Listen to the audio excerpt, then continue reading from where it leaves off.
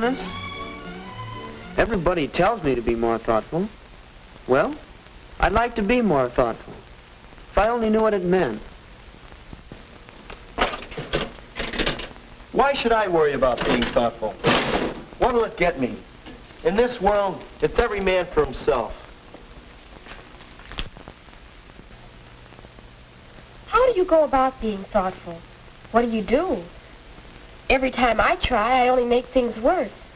Is there some particular method of being thoughtful that works every time? Yes, everywhere you go, people talk about thoughtfulness. Well, just what does thoughtfulness mean? How does it fit into your everyday life? To discover some know-how about thoughtfulness, let's follow Jane Proctor into her home.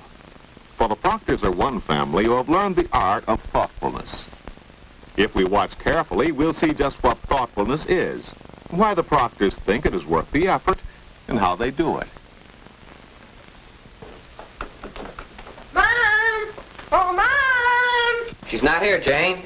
Oh, hi, Eddie. Mom's downtown. Oh? She left a note if you want to read it. She always leaves a note. Dear Jane and Eddie, I've gone downtown to pay the insurance premium. Please say, something's funny. Mom doesn't usually take care of the family business. Please take the ground beef out of the freezing compartment so it will be ready for supper. Ground beef, I forgot. I'll get it. Hello? Oh, hello, Amy. He's right here. I'll take care of the meat. Thanks, Jane. Hi, Amy. All set for the party tomorrow night?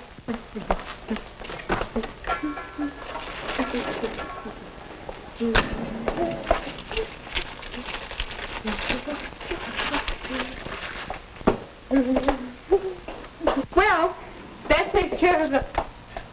Eddie, what happened to you? Amy's grandmother is sick. They have to visit her over the weekend. Oh, I'm sorry. I hope she gets better right away. But tomorrow night, the party, you'll miss it. That's what I mean. Too late to ask another girl now. Well, it'll be tough on Amy, too. I wish I could help. But tomorrow night... Tomorrow night? I've got to do something about a dress. You girls have one-track minds. I haven't a thing to wear. I thought Mom was going to fix up the blue dress. The one you used to say was a dream. Used to say it's right. Now it's a nightmare. Oh, well, it's a dress. You'll manage. Say, your things are all over the place. Why don't you pick up?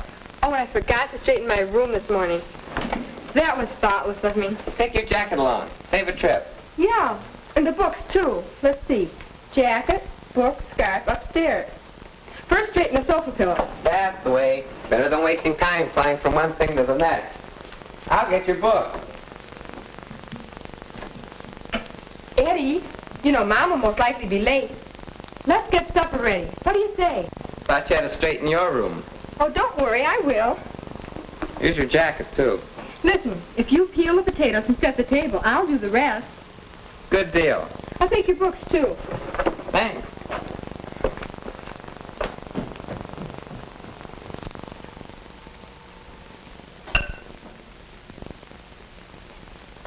Well, it's nice to see you working.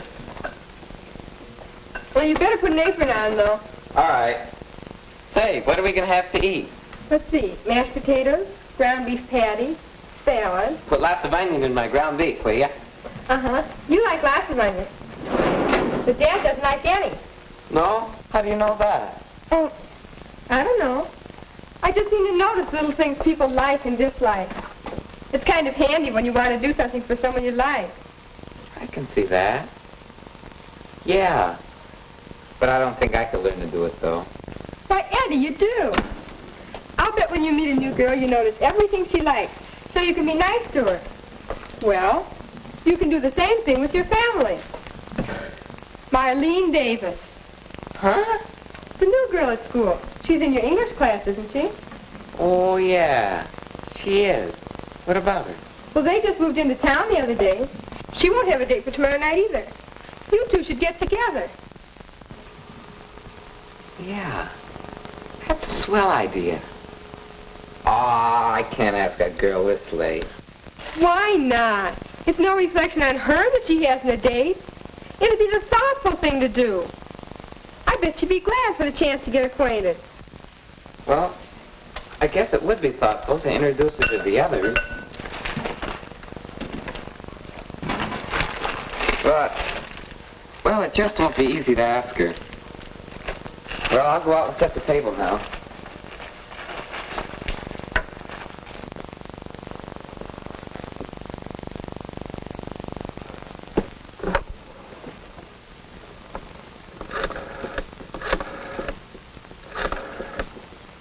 Information?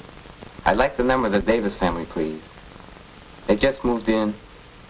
No, never mind.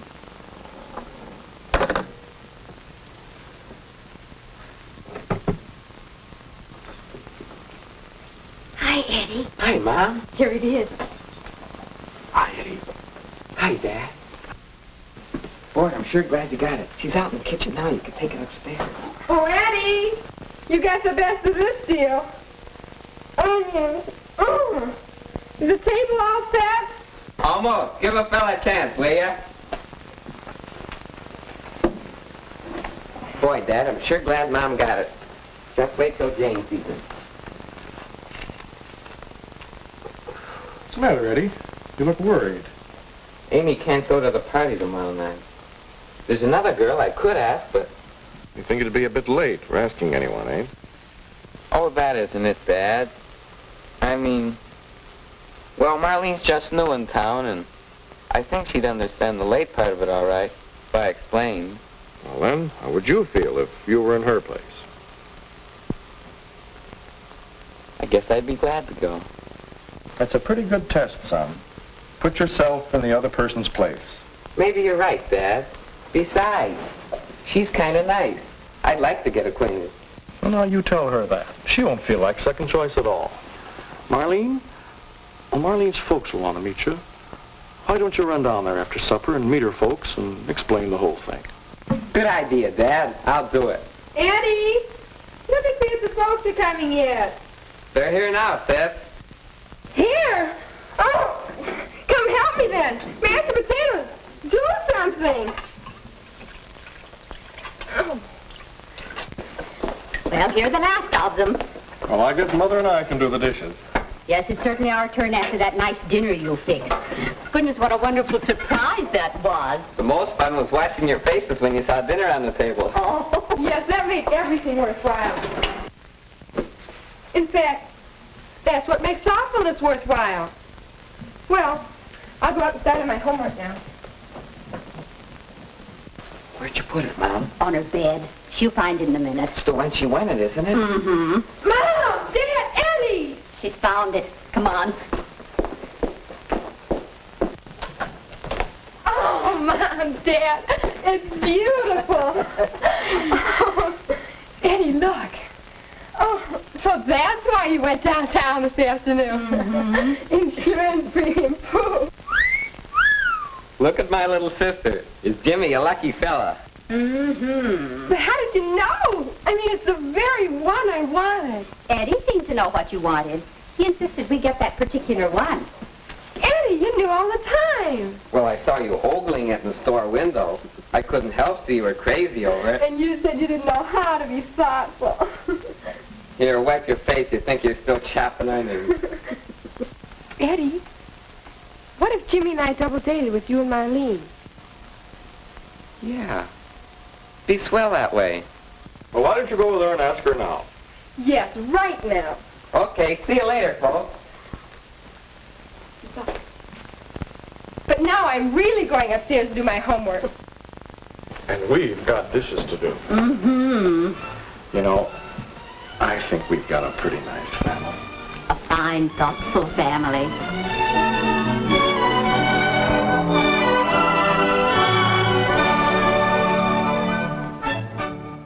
That was The Fun of Being Thoughtful, a fascinating glimpse into 1950s social guidance. It's amazing how much these films tried to simplify social interactions and package them into a neat, digestible format. On the surface, the film emphasizes thoughtfulness in terms of noticing what others want or need, which seems like common sense. But if you look deeper, it also gives us insight into the social expectations of that time, especially for young people. What stood out to me was how much of the thoughtfulness was tied to traditional gender roles. You have Jane, who is portrayed as a model of selflessness, always thinking about others, tidying her room, cooking dinner, and even fixing her brother up with a date. Meanwhile, the brother, Eddie, provides the comic relief, mostly clueless and self-absorbed. It's interesting to see how thoughtfulness was framed almost as a feminine trait, with women expected to manage the emotional needs of the household. Now, fast forward to today, while we still value thoughtfulness, it's less about fulfilling fixed roles and more about mutual empathy and understanding. In today's world, we talk a lot about emotional intelligence, being aware of our own feelings and those of others, and we expect everyone, regardless of gender, to contribute to the emotional health of their relationships.